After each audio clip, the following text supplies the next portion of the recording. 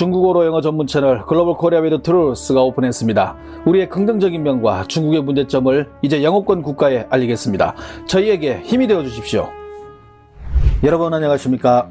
대한민국 공군의 군용기가 대만 해협의 영해 12해리를 거쳐 대만 최남단에 있는 어란비 상공을 지나가자 중국은 지금 화가 머리 끝까지 나 있는 상태입니다. 이 군용기는 우리 공군의 KC-330 공중급유기 시그너스로 받게 됐습니다.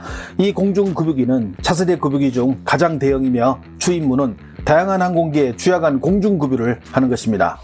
최대 111톤까지 연료를 적재할 수 있으며 이는 F-15K 10여 대, KF-16 20여 대 급유할 수 있는 양이며 이 급유를 한 번 할 때마다 전투기들의 채공 시간은 1시간씩 늘어나게 됩니다.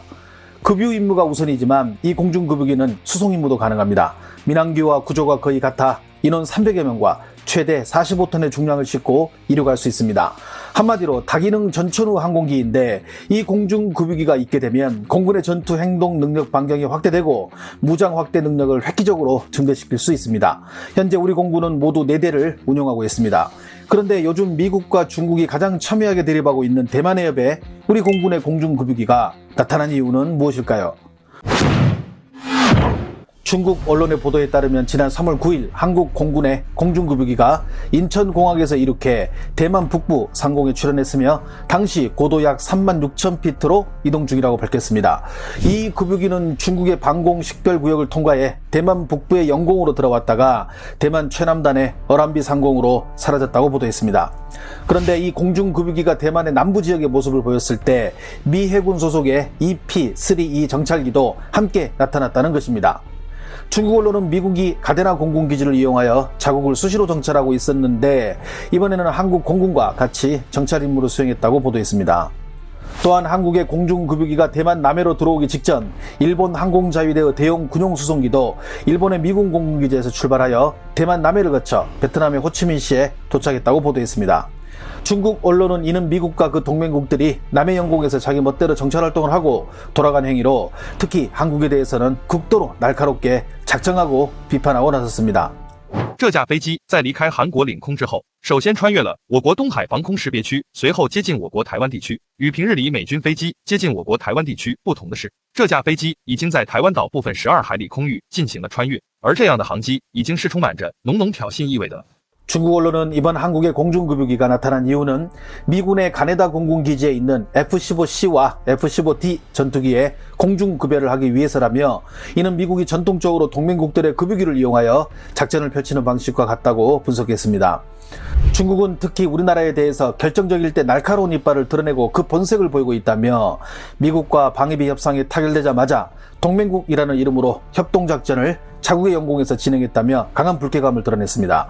특히 급유기의 급유 임무는 물론이고 차후 저 항공기에 어떤 인원과 전략물자를 싣고 대만으로 올지 모른다며 상당히 격앙되어 있습니다. 자기들은 시도 때도 없이 한국의 독도 주변 영공으로 침입해 정찰활동을 하면서 우리가 한번 했더니 난리가 난 것입니다. 아까 음성으로 들으신 것처럼 미국이야 요즘 늘 그러니까 그런가 보다 했는데 한국마저 미군과 함께 작전을 펼치니 적지 않게 충격을 먹은 모양입니다. 이 소식을 접한 중국 네티즌들은 어떤 반응을 보일까요? 12해리 안에 들어왔다면 격추시켜야 하는 거 아닌가? 역시 적은 영원히 적이지 한국이 우리에게 우호적으로 대할 것이라는 기대를 가져서는 안 돼. 대만 영공으로 들어왔다면 중국 공군이 손을 써야 했는데 대만 12해리 안으로 들어왔는데 어째서 대만의 방공 미사일이 발사되지 않았지? 대만은 한국이 개입되는 것을 희망하겠지. 국제사회가 관여하는 것이니까. 한국에 경제 제재를 가해야 해.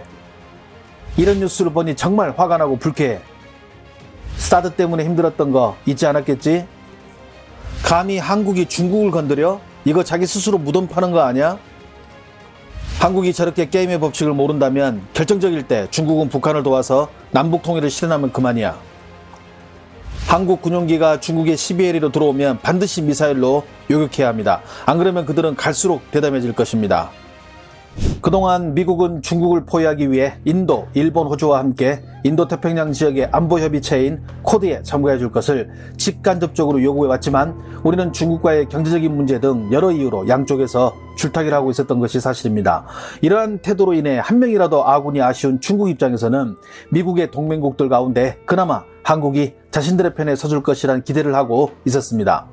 중국이 내보내는 이전 뉴스의 헤드라인을 보면 한국은 절대 미국의 고개를 숙이지 않는다. 미국, 일본, 인도, 호주 사자회담에 한국은 참여를 거절했다. 이렇게 연일 보도하며 한국은 자신들의 편에 설 것이라며 기대한 것이 사실입니다.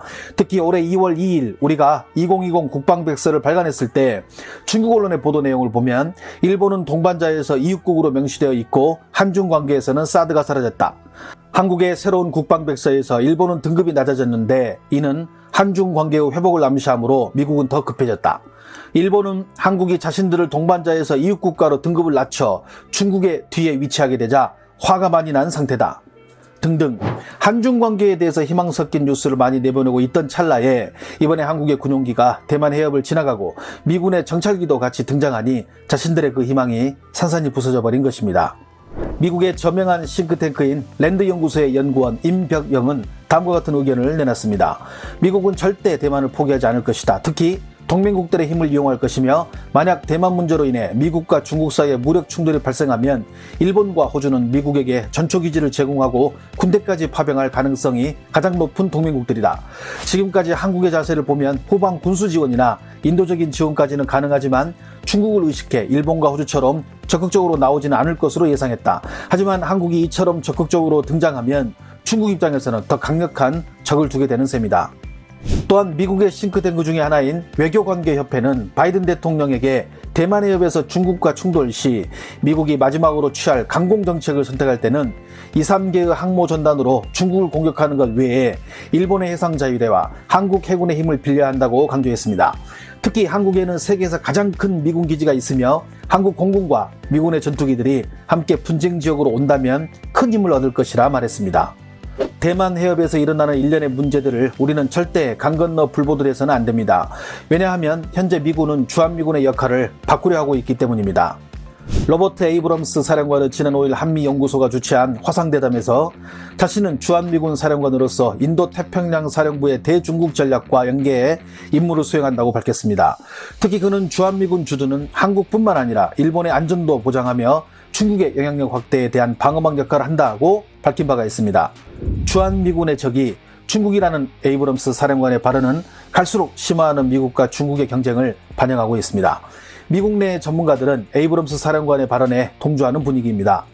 여기에 한미연합사령부 작전참모 출신인 데이비드 맥스웰은 지난 7일 미국의 소리 방송에서 향후 중국과의 영내 무력 충돌이 발생할 경우 한국 역시 이 문제에 방관하거나 중립적인 위치를 취할 수 없다는 점을 잘 이해해야 한다고 말하기도 했습니다.